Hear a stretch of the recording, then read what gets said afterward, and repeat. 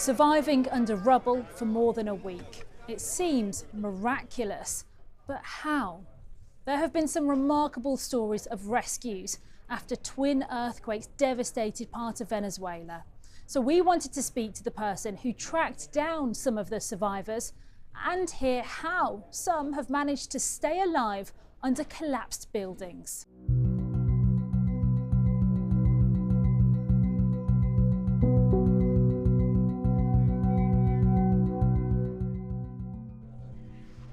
The earthquakes hit La Guaira state on the 24th of June.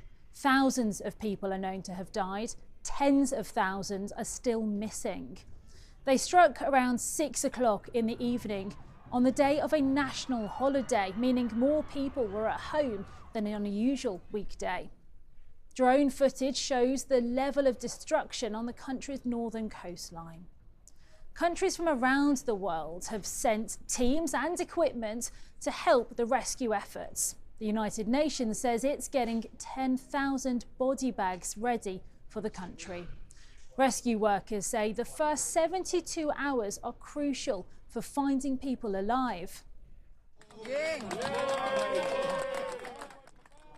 And yet, long past that, many have been hanging on to hope, not least when a few rare, remarkable stories are heard.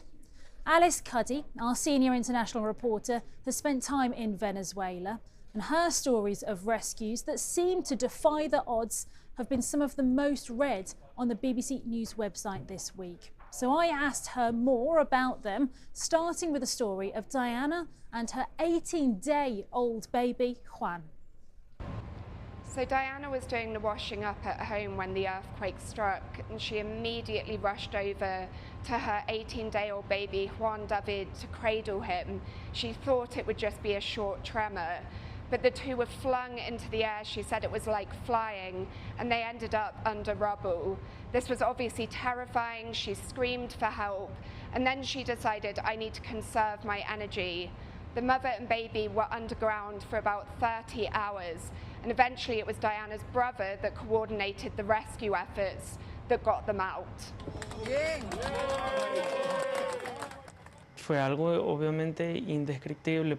It was indescribable because I thought they were already dead. And when I saw him, I felt as though I'd been born again. When I saw my son, I felt I couldn't believe it. I just thanked God. This is a miracle.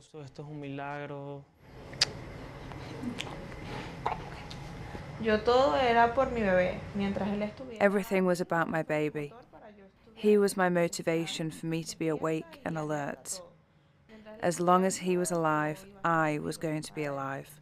Every now and then I touched his nose to check he was still breathing.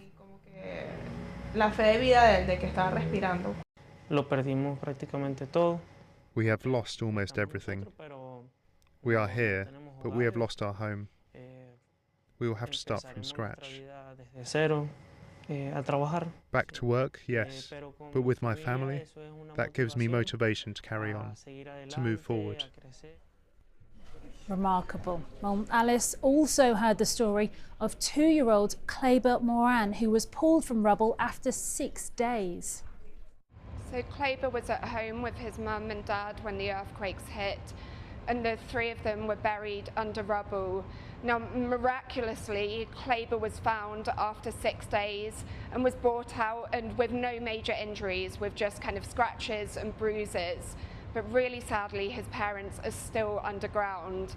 Kleber is now in the care of his auntie, who has vowed to look after him. She told me that she's going to care for him with a mother's warmth. But Kleber's auntie is still desperate that her sister is also found. She told me that she's certain that her sister would have been with Kleber under the rubble. If God gave my child another chance, it's because he has a purpose in this world.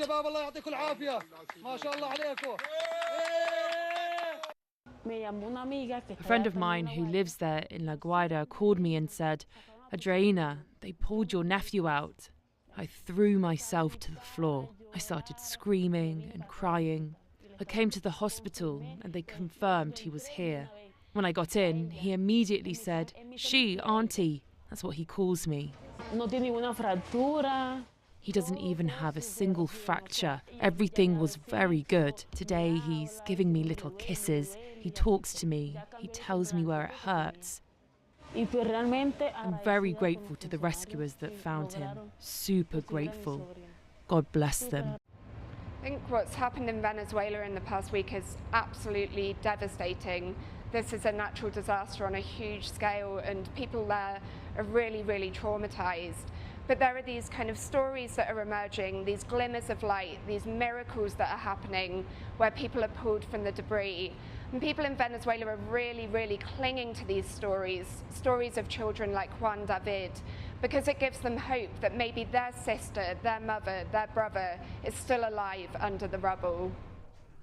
But of course, many don't have the same fate. There is so much desperation. Alice was also telling me about how in buildings where official search efforts have ended, residents are quite literally picking through the rubble piece by piece, hoping to find their loved ones. Like Nelson, whose wife and 2 sons are still under the rubble. I was in the building just 3 minutes before. I just said goodbye to my kids and wife, but in the time I turned around, there was nothing left. I reacted immediately. I went up, we started calling and calling them by name. "Where are you? Where are you?" There was no answer. She was the best mother. And as a wife, wow. Matthias we called Care Bear. I would say to him, "Recharge me." He would say, "Yes, Daddy," and hug me like this, and say, "Daddy, are you recharged?" Samuel was a little more serious, but always respectful, well-mannered, kind. It would give me incredible comfort. I would come home with a lot of problems, but when I saw my children's faces, I'd be reset. At home, we always taught them values. We thought we were raising the men of the future. We never got to finish. Now, this is all happening in a country with political and economic instability, and many Venezuelans have said they've needed much more from their government. There is a frustration. I think there's definitely been anger from people whose loved ones have been killed or are missing under rubble, who think that the government should have done more in this case. When I've been out and about, I have seen police and military on the streets, but I've heard residents say, "Where are the pickaxes? Why aren't you searching through these buildings?" And then, of course, people have lost their homes, and I've seen a real kind of grassroots effort to provide things like clothing, food, accommodation. But in terms of longer-term plans, I think people really feel in the dark about, well, where do we go from here, and what is the government going to do?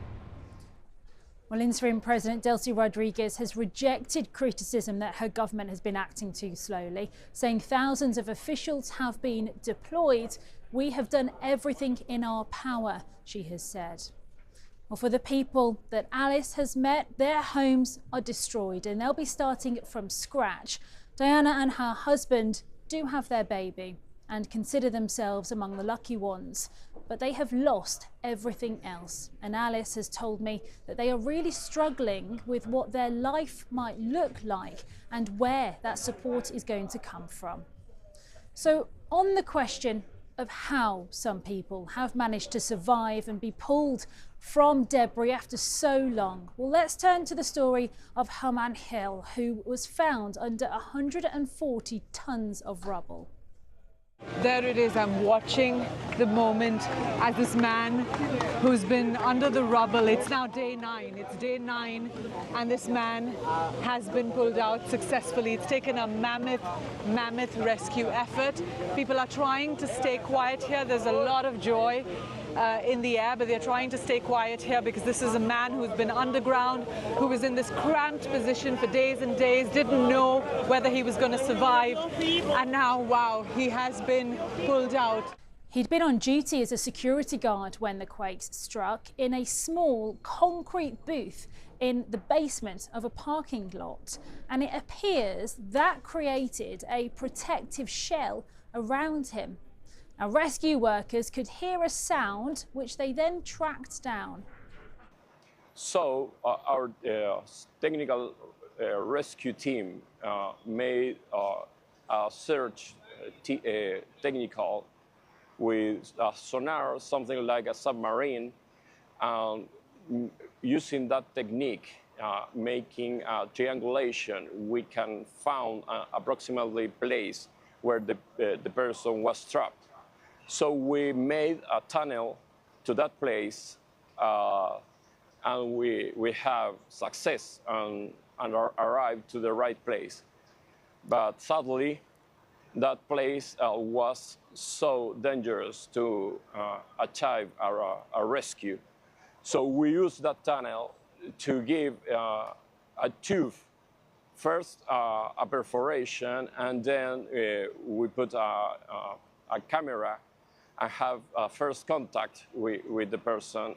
And after that, our medical team give him some liquid through a tube, and that was 2 days ago.